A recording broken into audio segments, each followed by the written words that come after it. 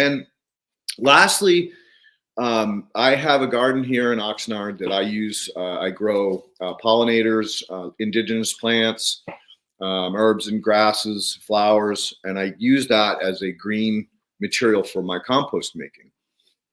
And my landlord, while I was gone, texted me and said, "Hey, the garden's a little unruly. Can I cut it?" And I'm like, "Yeah, just have Timo weed whack it at 4 inches, chop and drop everything. It'll look a lot cleaner and it'll come back even richer because you're just feeding the plants the foods that they want in a baby food form. So eating a plant is a lot easier than eating minerals, or for the bacteria it is anyway." And so when I got back here, it was bare compost, bare, gone. Wow. The little shrub that I've been nursing for 3 years, all the leaves were off of it, and the ones that were on it were brown, dead. You could snap the top branches off of it. Right. So yeah, it was heartbreaking. It was devastating. And I had to work my ass off when I got back to catch back up because I was off for 3 months.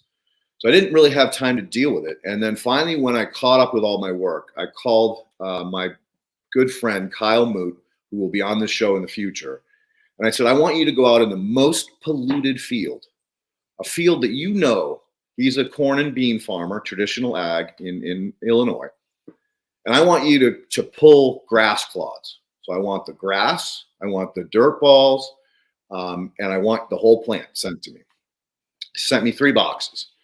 I did a separation. So I took a concrete vibrator, I attached it to a compost bucket or a compound bucket or 5-gallon bucket, whatever you want to call it, added in water, hung the plant in the water, in the solution, so the plant was not touching the bucket in any way.